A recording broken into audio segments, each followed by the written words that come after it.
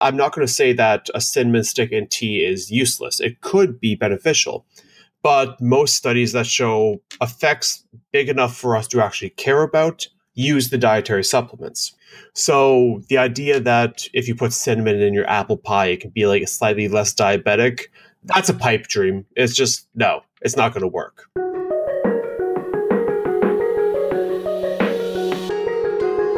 Guten Tag, meine Freunde. Mike here, back with another episode of the podcast, and this time we're talking spices, herbs, and essential oils. Now, you've probably heard that these things can do many wonderful things for your body, like balance your hormones, reduce inflammation, improve your gut health, speed up fat loss, and much more. How true are these things, though? Can you really help optimize your body? You know, that's like a trendy thing right now. Total body, total human optimization by sprinkling little goodies on your meals and huffing nice smelling oils. Can the pigment in curry really improve your joint health, for example? Does adding cinnamon to your oatmeal really help control your blood sugar levels or reduce your risk of developing diabetes? Is garlic the super duper antioxidant, immune boosting, cancer fighting wunder-spice that many people say it is? Well, in this episode, we are going to explore all of that and more with Curtis Frank, who is the co-founder and who was the lead researcher and writer over at examine.com and is now the director of research for my supplement company, Legion Athletics. And Curtis has spent a lot of time over the years researching spices, herbs, and essential oils, just because it's been something he's personally interested in. And he has a lot of insight to share. As you will see, a lot of the marketing hype around these things is unwarranted. They're not going to change your life, no matter how many of them you include in your daily regimen, and no matter at what dosage you include them in. But there definitely are a handful of winners that do deserve some attention, and Curtis thinks that will actually get more and more attention going forward as more research is done. So, if you've ever wondered if spices like turmeric, cinnamon, garlic, cocoa, and rosemary, and if you ever wondered if essential oils like lemon, rose, and lavender can actually do something, if they can actually improve your health and well-being in some way, then this episode is for you. This is where I would normally plug a sponsor to pay the bills, but I'm not big on promoting stuff that I don't personally use and believe in, so instead I'm just going to quickly tell you about something of mine. Specifically, my 100% natural joint supplement, Fortify. Now, Fortify helps keep your joints healthy, functional, and pain-free by reducing joint inflammation and preventing cartilage loss, and its ingredients are scientifically proven to alleviate joint pain, inflammation, and swelling, and to help keep your cartilage healthy, strong, and intact. All of this is why Fortify has over 200 reviews on Amazon with a 4.5-star average, which I might add is fairly impressive for a joint supplement, and another 90+ reviews on my website, also with a 4.5-star average. So if you want healthy, functional, and pain-free joints that can withstand the demands of your active lifestyle, then you want to head over to www.legionathletics.com and pick up a bottle of Fortify today. And just to show how much I appreciate my podcast peeps, use the coupon code PODCAST at checkout and you will save 10% on your entire order.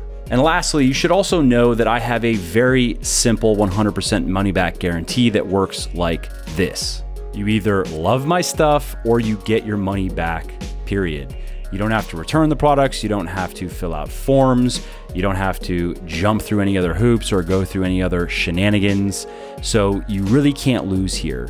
Head over to www.legionathletics.com now, place your order, and see for yourself why my supplements have thousands of rave reviews all over the internet. And if for whatever reason they're just not for you, contact us and we will give you a full refund on the spot. Alrighty, that is enough shameless plugging for now at least. Let's get to the show. Mr. Curtis Frank, welcome back to my illustrious podcast. How's it going, man? Pretty good. You should feel very, very privileged to be on the show. Oh, most definitely. All right. So what are we talking about today? We're talking about spices and herbs and essential oils. A bit random. I know people listening to me and like, huh? How does that all come together? And yeah, it is kind of random. It kind of just came together and talking with Curtis where we could do, I was thinking, of course, we can always tap Curtis's immense brain for supplementation knowledge, but he also knows a lot of things about other things like this stuff. And I thought that would be a fun discussion as well. And also because it is kind of trendy, essential oils are probably, I don't know. I think it's kind of both of them. All that stuff is pretty trendy right now. You know, the spices that can insert random health benefit here, herbs that can insert random health benefit here, or essential oils because it sounds easy, right? It's just like, oh, sure, I can put some rosemary in my whatever. Like I can put some rosemary in my Big Mac. That makes it good, right? Yeah, like marketing wise, it's just you need a new label every now and then. And since like curcumin from turmeric is so popular and all that, as a supplement, I should say, because it's also technically a spice, a lot of people just went, oh, but cinnamon is also a spice and hot pepper is also a spice. So they just try to like put a lot of things under the umbrella term spice and then sell it as the health benefits of spices, as if there's something unique and interesting about spices themselves. But it's pretty much just you throw a few darts, then you see what shape it makes, and then you just try to make something of that shape. And essential oils are kind of the same thing, but I honestly don't know how essential oils got so big. It's confusing. Like I know quite a bit about them, and some of it's interesting, but there is no reason why essential oils should be like alongside homeopathy in terms of popularity. I mean, let's start with the spices, herbs first, and then get to the oils. So I think we should probably start with just some general kind of information to just educate people on what these things are, and then get to some specifics that, you know, stuff they've probably heard, like what cinnamon can do for you, or sage can do with you, or a random spicy thing like chili pepper can do for you. Also curcumin, turmeric is another good example. Yeah. So just to begin with, like a few definitions and laying some groundwork, there isn't anything technical or botanical unique about the word spice. You can grow turmeric in the ground. You pluck it up and it's a root, and you just grind that root into a powder. The moment you put it on your food, like the verb spice becomes this new designation because you're spicing your food with it. If you put it into a pill and you can't taste it, it's not really a spice. It's just the root of a plant in a pill. So for a lot of these herbs, it's just stuff that has at times been in our diet just from food, not from supplements. And then people just try to connect it because I guess it's a nice blend between dietary supplementations and just your overall diet, health, and well-being. It seems more marketable in that sense. But a lot of times when we approach this topic, we will have to think about the compound in question, both when you put it on food and when you put it in a capsule. Because capsules are processed, they're concentrated, and you don't need to taste it. But if you put on food, you're going to have to taste it. So for some things, like if you want to take a high dose of, let's say, curcumin, you cannot eat that much turmeric unless you have like a stomach of steel, pretty much. And other things like cinnamon, unless you want to have the like cinnamon dragon challenge and almost choke to death, then you're going to have to go for a supplement. But a lot of times there will be that division, like or berberine. If you like the taste of vomit, then maybe you'll like berberine. Oh yeah, especially that. But like it's just the herb is good as a supplement does not mean that it is good as a spice in food. When we talk about supplements of cinnamon, it does not mean that putting a cinnamon stick in your tea confers the same benefits. So let's talk about cinnamon. Let's just start there because, again, that's one of the, if you go Googling around for listicles of herbs and spices, cinnamon's going to probably be on all of them. And, they're going to say, oh, it will help lower your blood sugar levels and you'll have a powerful anti-diabetic effect, stuff like that. Yeah, so I have no problems with cinnamon, to be honest. Like the compound in it, I believe it is, going off memory, I think it's 4-hydroxyisoleucine. Because like isoleucine, one of the 3 branched-chain amino acids, by itself does help deposit glucose into cells. And the cinnamon component that is similar to it also does this. So if you were to take a cinnamon supplement alongside anything that increases blood sugar, you can help put that blood sugar into target tissue. I do not know if it specifically prefers muscle over fat. Maybe in a contextual setting, like if you take it after a workout, just because that's when your muscles are trying to eat everything anyways. But extending it to a long-term anti-diabetic effect, you could definitely argue that it has an anti-diabetic effect, but it would be weak magnitude-wise. And how much cinnamon are we talking about here, too, to have any effect? Is it an amount that is actually feasible that you'd want to eat, or is, like you said, is it just way too much? It's something you'd have to supplement with? From what I recall, the doses that you could actually eat for food, or like if you put a cinnamon stick in your tea, very minor effects. I'm not going to say that a cinnamon stick in tea is useless. It could be beneficial, but most studies that show like effects big enough for us to actually care about use the dietary supplements. So the idea that if you put cinnamon in your apple pie, it can be like slightly less diabetic, that's a pipe dream. It's just, no, it's not going to work. And I guess that's kind of the so you can feel better about my apple pie, I guess, right? Yes, I've heard some people just like have that whole thing is like, oh, if I put in this spice, then it's not as much junk food, is it? It's like you went from 100% junk food to 99% junk food when you had the option of 0. So yeah, missing the forest for the trees here.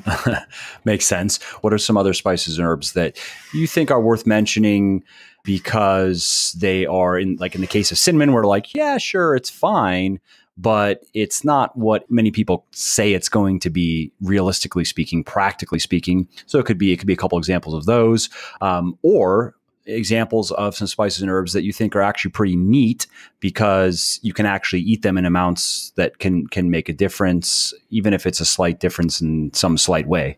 If we're going on the ones that are only relevant when we're talking about food intake, the two that I find most interesting to talk about first are saffron and peppermint.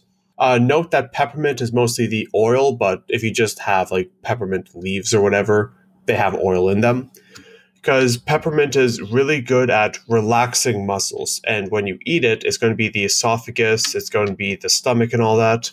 If you have GERD, esophageal reflux disease, peppermint is going to be your worst enemy, because it actually will relax the sphincter separating the stomach and the esophagus. It could also be useful for irritable bowel syndrome, but the studies on it tend to use the actual supplemental form rather than the food. Diffuse esophageal spasms. I haven't actually met somebody with that problem. And what is that problem? Do you know? What's the summary? It's basically when your esophagus has spasms. Okay. But basically, peppermint is actually very good for alleviating that, just because it's a muscle relaxant, and even if it's not well absorbed from the intestines, it has to pass your esophagus and the stomach and then actually go in your intestines, and it affects those muscles too. Right.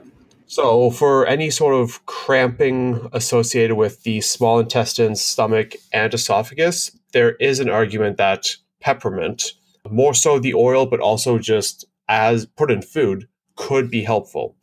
And the best part is that you don't need to worry about the classically really bad absorption rates of some of these herbs, because you don't actually need to absorb it if the throat and stomach are your targets. Right. Beyond that, saffron, as I mentioned earlier, it's interesting because the dose is obscenely low. Like, you go to a grocery store, you buy saffron, and you don't get much of the spice. And even that would be like 5 servings of a supplemental dose. And it seems to have some studies suggesting that it could affect depressive symptoms. It interacts with serotonin signaling, but it also has potential toxicity. And while the studies are not really, we don't really know the magnitude of antidepressant effects or what is causing the toxicity, so it's not something I can recommend at this point in time. But the dose of saffron that does have these effects is the dose that you can get when spicing food. Interesting. What about turmeric? Curcumin, obviously super popular. Yeah. So for that, out of all the effects of curcumin, because curcumin has very bad absorption rates. And first let's just, so everybody listening, turmeric is the spice that gives curry its color, just in case anybody doesn't know listening. And curcumin is the main component of turmeric. Right. There's a lot of benefits out there related to curcumin, but curcumin by itself has really bad absorption rates, which is why we supplement it and usually pair it with either black pepper extract or put in like a phosphocholine micelle, which is basically a little carrier package. But if you just have turmeric by itself, you're not going to be absorbing much of the curcumin, which is okay if you're talking about curcumin's anti-inflammatory effects in the gut. There is some evidence to suggest that if you simply have a nice meal of curry with a bunch of turmeric in it, it could potentially be gut healthy in the small intestines, usually for inflammatory disorders. But that's pretty much the only thing I can think of where turmeric as a spice in foods is beneficial. For everything else, you're going to need to use curcumin as a supplement. And specifically, you're going to need curcumin with a carrier package, so to speak, right? Because there are supplements out there that are just pure, even just pure turmeric. Like I know turmeric supplements are popular, and that's all it is just ground up turmeric. Yeah, that's just stupid. Like if you just have ground up turmeric in a pill, then it's literally the exact same powder at the grocery store. Right. There's nothing unique about it. And like unless they're enhanced some way, then it's just going to be useless as a supplement. We use piperidine from black pepper extract in Fortify because that's how we enhance the absorption. Right. And people listening, Fortify is our joint supplement, and it contains curcumin, again, with the molecule from the black pepper extract, so you actually can absorb it, and so it can help your joints as opposed to possibly helping your gut and not really being able to do much else. What about garlic? Let's talk garlic. That's, of course, a very popular, I mean, it's tasty, but also a lot of people have heard that it's very healthy for you as well. Yeah, like, and now we can sort of see, like, because I like garlic, of course. I'm more than willing to just, like, talk endlessly about the benefits of garlic, and I would recommend 2 cloves a day at least. 2 cloves a day keeps the everything away. Pretty much, like, it's a jack-of-all-trades supplement. It just does most things in the body. It's not strong enough to be a pharmaceutical on any parameter, but it's a step in the right direction on multiple different parameters, such as boosting inflammation. Reducing inflammation, right? I was going to say boosting immunity. Like, for those who don't know, inflammation and immunity are highly linked, and there aren't many things that both reduce inflammation while boosting immunity. Those two things should not happen at the same time. Very few things dabble in it, and in the case of garlic, it can dabble in it because it's not the strongest anti-inflammatory. It's a little bit of an anti-inflammatory. Nothing to write home about, but it does boost immunity at the same time. May also improve blood flow just due to the sulfur that it contains, and also it's back and forth evidence on how it affects cholesterol, triglycerides, and then it could also potentially just, alleviate fatigue, especially if you just like bite into the garlic raw. Wake you up. Not many people are going to do it. Yeah, it will wake you up. Like I actually did that as a pre-workout for a while. I was and had to stop. Like a pre-workout. Yeah, like I just went to the gym. Like I had to make sure I wasn't busy because, if you have a bunch of people in the gym, you don't want to just be like biting garlic. You go, hey, buddy, can I use the bench? Like, no. It's a way to get a clear bench, obviously. But yeah, I actually had to stop that, though, because I did get low blood pressure through my workouts. Oh. So like, it's one of the few things where like you can test whether or not it's able to reduce blood pressure, because if you take too much, you get lightheaded, which is bad. Don't do that. But it's nice to be able to test like whether or not something works just by being a little bit stupid. And garlic can do that. So like reduce blood pressure, just improve your cholesterol and lipid profile. May also reduce arterial calcification. So it's like batting averages. It's hitting all the balls for improving cardiovascular health, just not hitting a home run on any of them. That immunity, reduce fatigue. It just has all these good properties associated with it. And the best part is you can just buy the garlic itself. Like you don't need a supplement. Like if you want to get a supplement because you don't want to eat garlic all the time, you can do so. Aged garlic extract is pretty much the exact same thing. Maybe a little bit better because it's used in most studies and we can refer to that evidence. But yeah, 2 cloves a day, just overall benefit. Only real thing is like, I wouldn't even call it a spice, really. Like I've never called garlic a spice in my life. It's just garlic. Yeah, I don't know. I guess by definition, right, a spice, I mean, the dictionary says that it's an aromatic or pungent vegetable substance used to flavor food. So okay, yeah, technically garlic would be a spice, but nah, I'm Italian. Garlic is garlic. It is its own category. You cannot move it from there. I love garlic too. It's also, of course, very easy to eat because it's very easy to work into pretty much any type of meal that you like to eat. Yeah, just like dice it up, throw it in at the last second. And you can leave it out for longer if you don't like the garlicky taste, and it doesn't actually impair the effects of the supplement. It actually enhances it to expose it to oxygen. Interesting. What about something like rosemary? Another one of my personal favorite spices, at least just by taste. I think it's delicious. Oh yeah, definitely with meat. So rosemary is an interesting one because it doesn't have too many human studies on it, but the bioactive in it is called rosmarinic acid. And rosmarinic acid is a pretty interesting molecule because it's a strong antioxidant. It's well absorbed. It stays in the body for a while. So the pharmacokinetic profile of it, like when you eat it, it goes in your body and is able to do things. And rat studies show that it can be pretty good just for general health and maybe even cognitive effects. It's something to be on the lookout for. In the next 5 years or whatever, you may see rosmarinic acid in a lot more dietary supplements just because of the evidence that's building up. What are your thoughts there? Any predictions just based on your understanding? Honestly, like, remember in the past how resveratrol was the most popular supplement? Yeah. And then there's some evidence of some research being fabricated. Then, like, everybody just stopped caring about resveratrol, and now we're hyping curcumin up, like, beyond its means. Curcumin is good, but it's not as good as all the claims people are saying. Right. I personally believe that this has invited people to fabricate some curcumin studies. I have seen personally some really badly conducted ones. And so I do believe that there will be some point in the future where curcumin is mocked because of some false studies fabricated about it. It will be like sort of shunned, even though it still has benefits. Like resveratrol still has benefits, but no one talks about it anymore. And then people are going to move on to the next cool looking molecule. Yeah, I mean, once something loses like its magic bullet status, then people are like, eh. Yeah.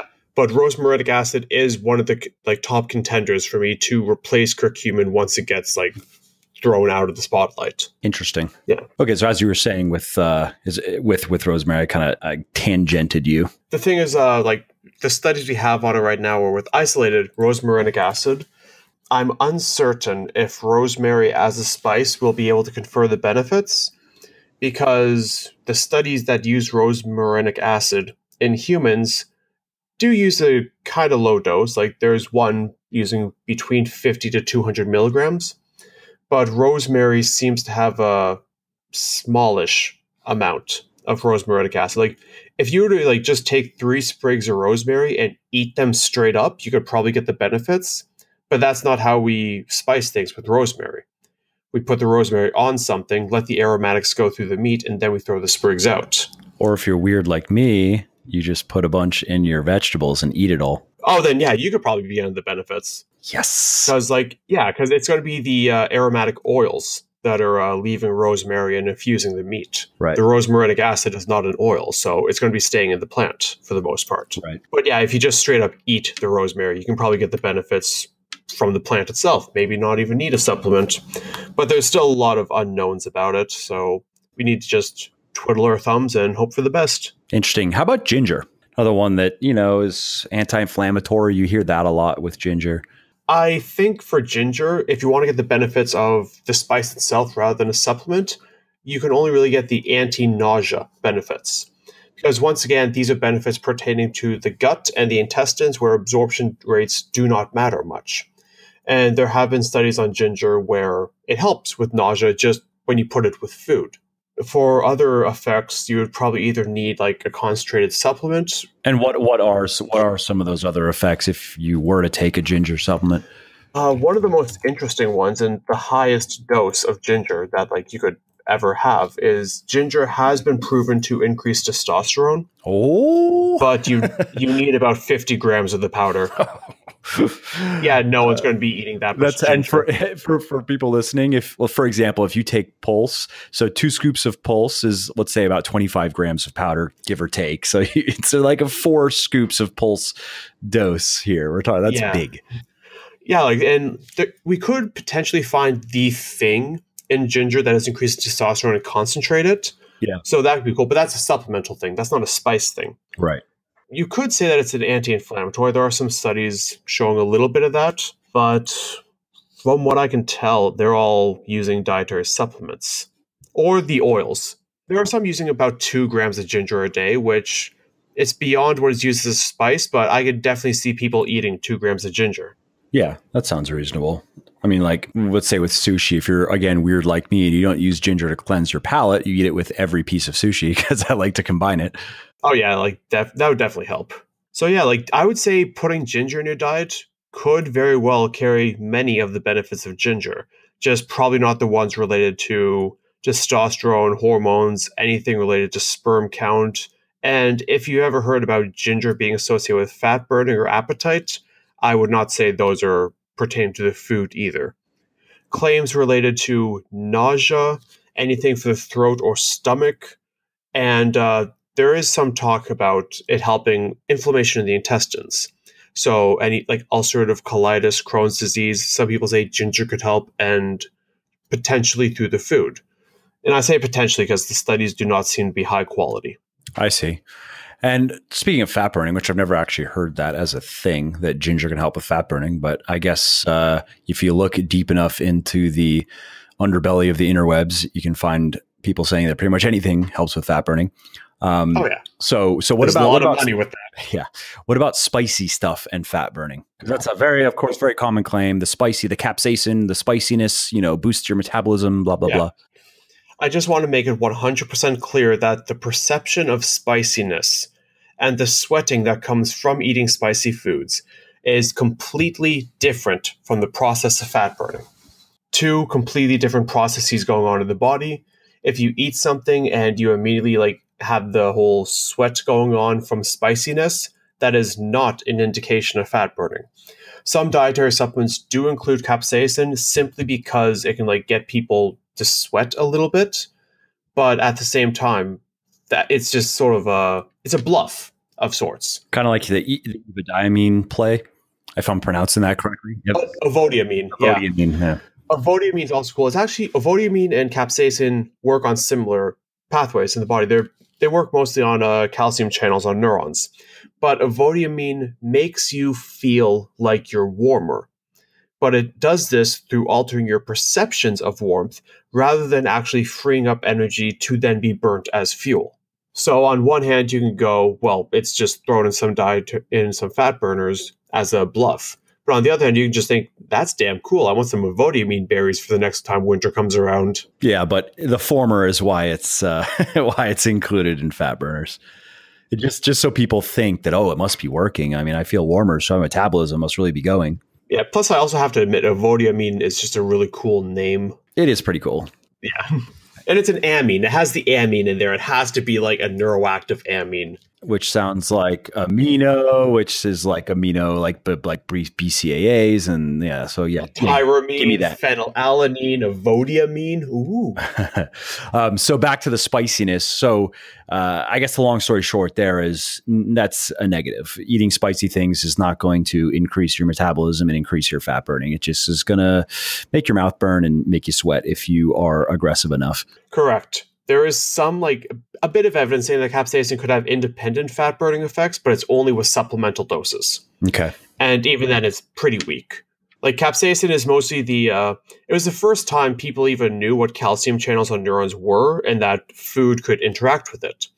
And it has a ton of studies on it because it is it's the research standard. If you want to know something about the perception of spiciness, you look into capsaicin, you get a general feel of what is going on, and then you go, okay, how do we modify the capsaicin molecule to get stronger effects? If you have dihydrocapsaicin, which increases the potency of the spiciness, how does that modify how capsaicin works on these sort of things? It's a research thing. It's kind of like how there's so many studies on vitamin C. It's just the prototypical antioxidant that you learn more about to get a basic understanding before branching out to the stuff that's actually cool. Makes sense. All right, so what about cocoa? Because I'm a fan of cocoa. I like dark chocolate. I honestly wouldn't say that there are any major health benefits associated with it. If there are going to be health benefits associated with the epicatechin content, it's going to be when you consume 75 grams of 90% dark chocolate or something around that range. But missing the forest for the trees here, you just ate 75 grams of dark chocolate for the purpose of fat burn and cardiovascular health, which the chocolate is itself going to work against. If you want to eat chocolate, fine. But if you want the specific health benefits of the double negative sign epicatechin, you probably want to opt for a supplement or just accept the fact that you're going to have some fats and carbs with it. Makes sense. And of course, if you want milk chocolate or white chocolate, you are straight out of luck. It has to be like 80 to 90% dark chocolate. Yeah, so that makes sense on cocoa. Is there anything else on your list? I mean, those are the things that I wanted to ask you about. Again, I know you do your own little prep for this. Is there anything else on your list of spices and herbs that you wanted to talk about before we move on to oils? Nothing that I could, like on the little list I have. There's just a bunch of herbs. They're just useless, pretty much. I think we covered most of the ones that actually have potential benefit for modifying one's diet. But for the most part, understand that herbs are herbs, and if you want the benefits, go for a supplement beforehand. Garlic is pretty much the only one where I outright advocate the food over supplements because cost, practicality, and if you don't like garlic, you are a vampire without a soul. Those are out there. All right, so let's move on then. Let's talk about essential oils. I know a lot about essential oils from a scientific standpoint, but the entire field just confuses me a lot. Like I mentioned this to you earlier, but I honestly think that the reason they've gotten so popular is because people see the word essential and think it's something like, oh, it's a fish oil, but it's an essential vitamin and mineral. And I just want to make it clear, essential is a misnomer when applied to oils. The proper scientific way to refer to them are volatile oils, because they contain molecules in liquid form that, when you ignite them as an aromatic, turn into a gas form. So they're quite volatile when exposed to heat. Hence, volatile oils. That's not going to work for marketing, though. So that's probably why. Yeah, that's why they went to essential. Well, that's why they went to essential oils, but they're also called ethereal oils, which, oh my God, such a good name. That sounds pretty cool. I'm going to start calling them ethereal oils now. It's just so cool. The oils of the god. Of ghosts and all that. It's like, oh yeah, the lavender spirits come take me away. That kind of stuff. Inhabit my flesh. Yeah, consume. But yeah, like, it's a bit weird of a topic to go, because it's very common that you see essential oils sold alongside homeopathic remedies. And like, I've always been on board of how homeopathy is just the placebo effect, and that's stupid. Because is that I mean, I don't want to get off on I don't really know much about homeopathy. Is that true though of all of it, period? I've heard that that's true of definitely the stuff you'd buy in the grocery store or whatever, but that individual practitioners, like there can be some legitimacy if you have an individual practitioner who's very educated and creates stuff specifically for you, whatever condition you're trying to treat, or is that basically fake news? The only way homeopathy can have a drug effect, and just to reiterate, the only things that can affect you are placebo effects and drug effects.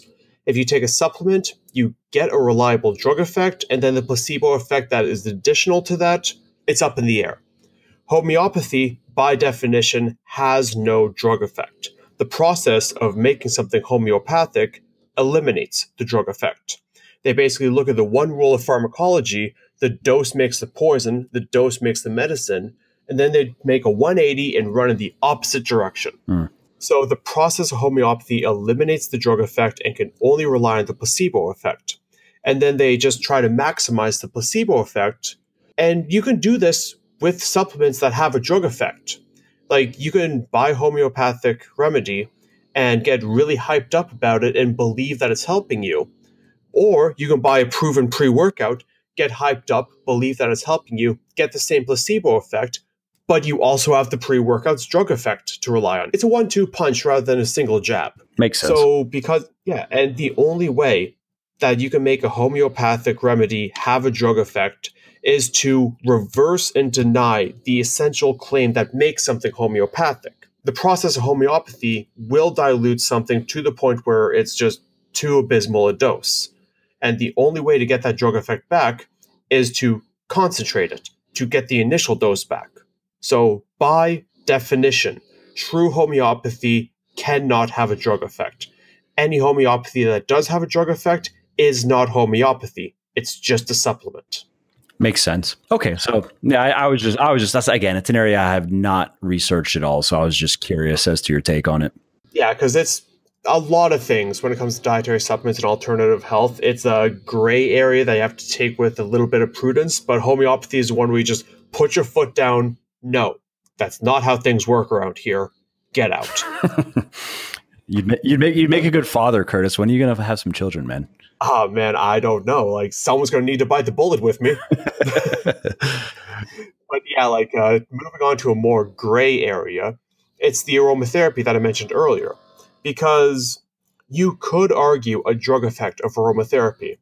If you think about your day so far, you have smelt things, and those things you've smelt existed somewhere most of the time. Other times it's just your brain playing tricks on you. And the reason you can smell things is because there was something in that thing, like let's say it's a pile of dog shit, where solid molecules, just due to fermentation or heat or whatever, became a gas, and that molecule went through the air into your nasal lining and then affected your neurons in your brain. So that's an actual mechanical drug effect going on. And so when it comes to aromatherapy, you take actual molecules like a B-myrcene or carophyllene, which we can prove are in the oils. You light them up, they turn into gases, and they have been detected in, like, the rat studies, you basically hotbox someone with lavender. You like put a rat in a little cage, you just like start pumping it in, playing some Snoop in the background or something. Sick, bruh. You hotbox the rat, and you can prove that the molecules actually get into the brain. So there's more than enough evidence to say that aromatherapy could have a drug effect. The only problems are, there are a lot of problems, but there's two that I think of mostly. The first is that aromatherapy studies are very hard to do a proper double-blind trial on, because you're not dealing with pills, you're dealing with aromas. So a lot more prudency and creativity need to be taken when addressing aromatherapy. And generally speaking, the studies that are more creative in how they get answers are the ones that are questioned more and do not get replicated as fast. Of course, there could be like a super large, super creative study in the near future that just like sends shockwaves out. That happens every now and then with super creative studies. But for the most part, it's lower quality of evidence than we would like. The other problem is associative memories. Because if you were to put someone in a room and say, we are administering a scent, and that scent happens to be rose, first and foremost, a lot of people will know it's rose. Secondly, somebody will have different reactions to it, depending if rose invokes memories of going to grandma's house, or rose invokes memories of a tragic thorning accident that they had when they were a child. Or maybe their first prom or something. Yeah, exactly, because scent is very closely linked to associative memory. So it's hard to like just say this scent will do X in a large amount of people, because you have to know about the people and how they grew up and all that. So all of this means that when you look at aromatherapy studies, you have to have a bit more of an open mind, and at the end of the day, you can't say the conclusions as strongly as you would like. But it is most definitely possible that if you have an essential oil that has a scent, that it could potentially affect you. Rose, lavender, and I believe lemon are the ones that are most studied, at least. And do you want to talk about those specifically? Again, I mean, it's you can find all kinds of claims that this oil is going to help balance your hormones, and that oil is going to boost your immunity and fight infection. Oh yeah, I forgot that the stupidity went that far. It's the magic bullet effect again. Like this one supports digestion. Yeah. I mean, I'm reading this off of, I won't say who, but one of these fake doctors, like one of these, they're chiropractors, but they say doctor because they want you to think they're an MD. And it's one of these fake doctor websites, like boost energy levels, improve brain function. All you have to do is like sniff oils all day. It's just, lavender might be able to reduce generalized anxiety. Rose may also induce a calming effect, while lemon balm may potentially be a little bit stimulating, like stave off sleepiness. That is the level of expectations that you should have with aromas. Subtle alterations to how you feel. Any claim associated with cancer, any claim associated with disease states, any claim associated with drug-like effects, throw them out the window, it's bullshit. Like, the effects of aromatherapy are, everyone's already felt them. You just go, it's like, these roses smell nice, I feel good. That's what aromatherapy is. That's all it is. So when you start getting into the weeds of claims about impacting very specific and significant physiological processes like hormones, for example, or hormone production, yeah, not so much. Well, definitely not aromatherapy. And I'm sure you can get like some sort of oil that interacts with like steroid synthesis. But at that point, you'd have to just orally ingest it. And why would you call it an essential oil at that point? Just call it a supplement. That's what it is at that point. If you're taking something in a pill and putting it in your mouth, it's a supplement. So yeah, like I just think that the term essential oil it's gotten really broad, looks at almost anything that like A comes from a plant and B is in lipid form, and tries to package them all up. I also remember, like, I forget where I heard this from, but it was a marketing thing where if you have one brand of, in this case, it was tomato sauce. If you have like your brand tomato sauce and people could like it, but eventually people will go, I want to try another tomato sauce. So they'll go to another brand and you lose profits. But if you then make your regular tomato sauce, homegrown tomato sauce, and chunky tomato sauce, they could be the exact same thing. But when people have that natural urge to, I want to try something else, they will stick with your brand. And that's what I think is going on here with essential oils. Rather than just focusing on one molecule that you can prove is beneficial, they grab a category, they brag about that category collectively, and then when one of the oils doesn't work, they say, oh, of course lemon didn't work. Bullshit reason, bullshit reason, bullshit reason. Have you tried rose? Oh, rose isn't working either. Well, thank you for paying for that rose. It's probably because bullshit reason, bullshit reason, bullshit reason. Have you tried rose paired with lavender under the blue moon? And it's like, as long as you have multiple things to hop back and forth from, you can keep people in your financial influence. Yeah, I mean, that's interesting even from a marketing perspective, because then there's on the other side of that coin is line extension, which there are some famous examples of where that has failed, where you had a very established product.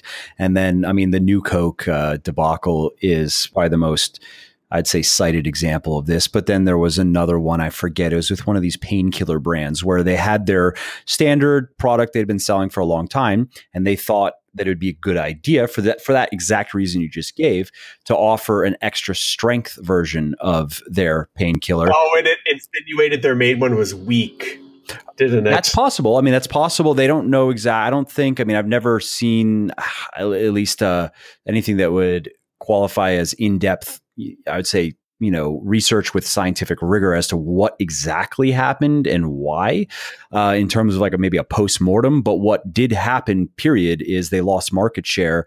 And again, the reason that when I came across, I think I first came across this in the book, The 22 Immutable Laws of Marketing, where I guess the conclusion that was shared in the book, which was come to by the company themselves, I guess, in probably following up with research with customers, is basically that psychologically, if you're going to make a change, like a lot of people, they don't like change. They don't like change at all in their lives, period. They like to just do the same things every day, eat the same things, same brands, watch the same TV shows, and pretty much keep everything the same. And they can take little bits of change, but they don't want that much. So now when they went to go get their favorite painkiller, or the painkiller they always use, they had two options. And if they're going to try the extra strength now because that felt like a change, well, I guess they might as well, again, I don't remember the brand, let's say it was Aleve, right? So like, well, if I'm already making a change, maybe I should just try Tylenol, or maybe I should just make Advil, or try Advil.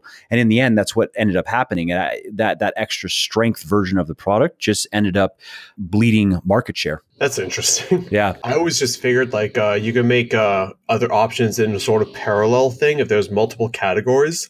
But if you have one product and then you make another one in the same category, say it's stronger, then that just says, oh, hey, take the good one. That thing we've been selling you this entire time, that's the shitty one.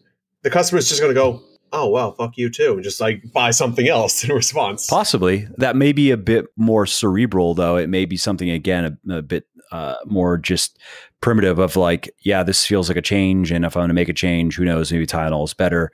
But I'm sure that people that are more versed in marketing and in branding in particular could probably explain it better and give some examples of it going both ways. Like you mentioned, I could see that with tomato sauces for sure. Like if you see your brand has an extra chunky, that doesn't imply that what you have been using is bad in any way. It's just different. So if you want more chunkiness, then you go with the extra chunky versus something that has a qualitative connotation. Yeah, but like I honestly think if you want to address the topic of essential oils, the best, it would probably be from a marketing standpoint. I honestly think that's also why you see the same terms like antioxidant, anti-inflammatory thrown around so much. It's just to make all options seem exactly the same so you can just, keep on draining people of their money. Like, if something works, then they're just going to keep on buying it. Like, we could probably stop marketing Pulse and people would still buy it just because it works. Yeah, absolutely. It gets so much word of mouth. People try it and they're like, yeah, I like this. And that's pretty much how it works. Yeah, but if you stopped marketing essential oils and didn't attach any popular claims to it, nobody would buy that stuff, which should speak like a lot based on whether or not it's a good supplement or not. Yeah, I agree with that. I think that's a valid point. Anything else in particular you want to cover on essential oils? Anything specific? I mean, obviously, that's kind of an umbrella statement that probably applies to everything. You mentioned a few that may, like, if you want a little bit of help relaxing, maybe some rose and lavender can help a little bit. And if you want a little bit of help not falling asleep, maybe some lemon balm. But beyond that, is there anything specifically you wanted to discuss? Oh, I should quickly clarify that lemon balm as an oral supplement is a sedative, but the scent of lemon is pro-waking. Like, it helps stimulate you a little bit. Yeah, sure. It's a good distinction to make because, of course, we have lemon balm in Lunar in the sleep the supplement that you formulated. So that would be a little bit counterintuitive. If it just kept you awake, lucid dreaming all the time. Great. But beyond that, like, I would just mention that if you want to dabble in aromatherapy, like, first of all, even if it fails, like, if you don't actually get any cognitive benefits out of it, at least you can make your room smell pretty. So it's not a complete loss. But yeah, which is worth something. Like you said, if it's just like, hey, this smells nice. Yeah, I would definitely look into an aromatherapy machine, though. I personally dabble in aromatherapy a bit. And I only have two ways of administration. One is an aromatherapy machine. It's just like a little white box in the corner of my room. I just put in some oil, press the button, and then the scent's there for a few hours. And yeah, just like a little diffuser, right? Yeah, exactly. You put some water. I have one in my office too. I don't even remember what oil I have. Something that just smells good. I'm just like, yeah, sometimes I use it. It smells nice. Yeah. And then the other way I do it, sometimes I just put some lavender in my mustache. It's right under my nose. Sure. And it works, but it's more of a rapid spike that only lasts about 30 minutes. But yeah, like, if you want to dabble in aromatherapy, consider an aromatherapy machine because, again, they're not that expensive. Or if you do have an expensive one, maybe not buy that one. You could probably get it for like $30. Yeah. You shouldn't spend more than $20 or $30 on a diffuser. Yeah, because it would be, if you truly want to test it out, a diffuser would be the way to go rather than just dropping little bits of oil all around. And I have heard some people say, like, drop a little bit of oil on your pillow before you go to sleep. Like, if it's the lavender or rose and like a calming aura, please don't do that. Because when you're asleep, you're just going to roll your eyeballs in it. That's not good. And then what happens? Then your eyeballs get super relaxed, man. And purple, maybe. I don't know. That's pretty cool. Yeah. But basically don't just put a bunch of oil on your pillow unless you're going to wash it the next morning, including your face. Like, it's just going to build up and be so, Yeah, it's going to get gross. It just does not sound good. Agreed. Yeah.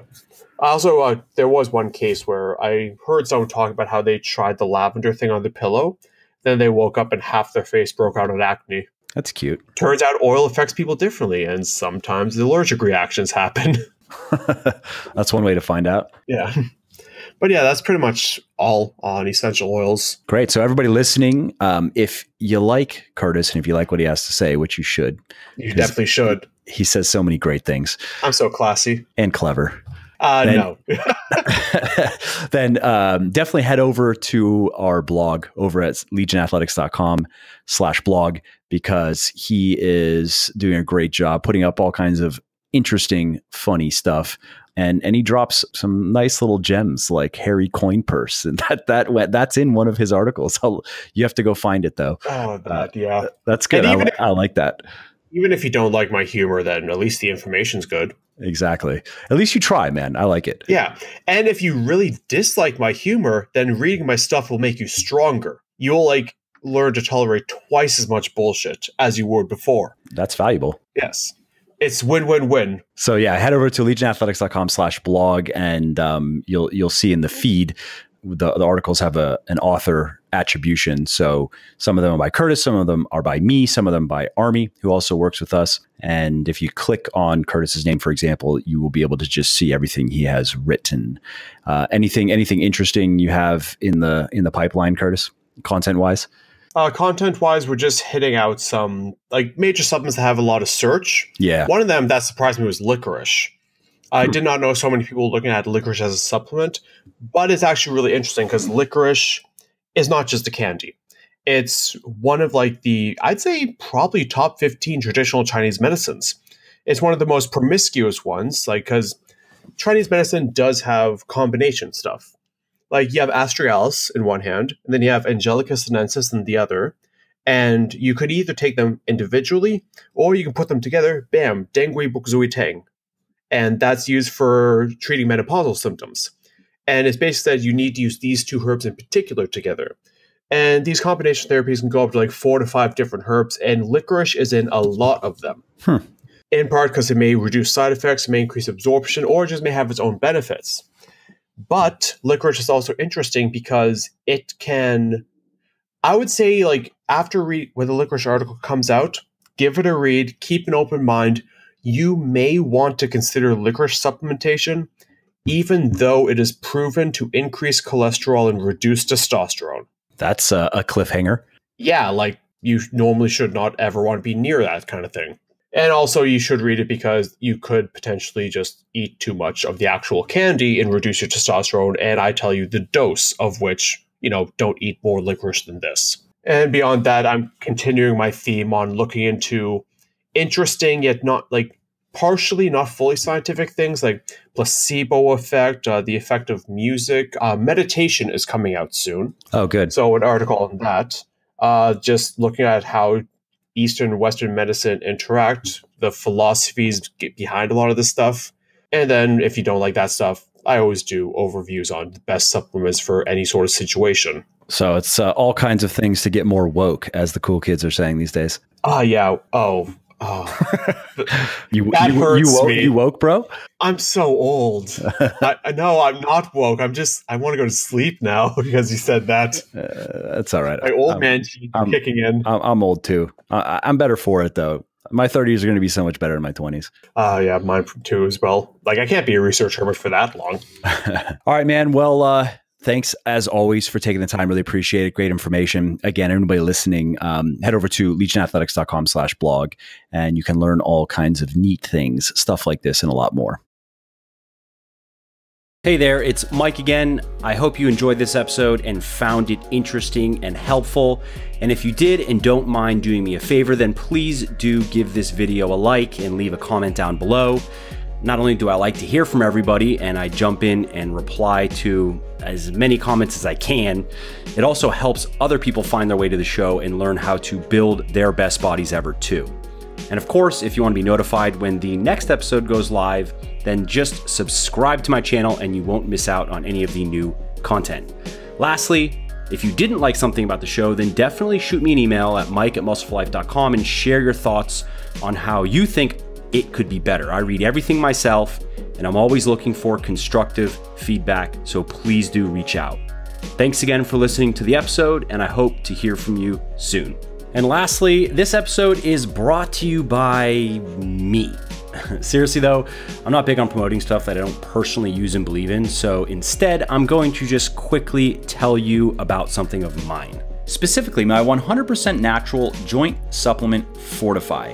Now, Fortify helps keep your joints healthy, functional, and pain-free by reducing joint inflammation and preventing cartilage loss, and its ingredients are scientifically proven to alleviate joint pain, inflammation, and swelling, and to help keep your cartilage healthy, strong, and intact.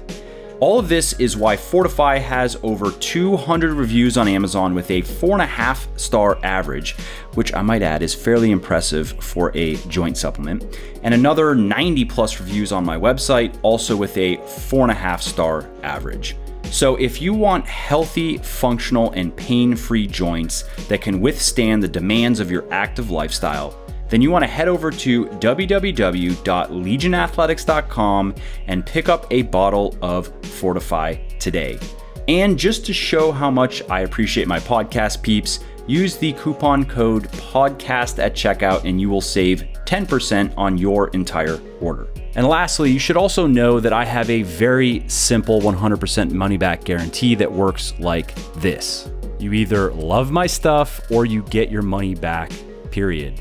You don't have to return the products. You don't have to fill out forms. You don't have to jump through any other hoops or go through any other shenanigans. So you really can't lose here. Head over to www.legionathletics.com now, place your order, and see for yourself why my supplements have thousands of rave reviews all over the internet. And if for whatever reason they're just not for you, contact us and we will give you a full refund on the spot.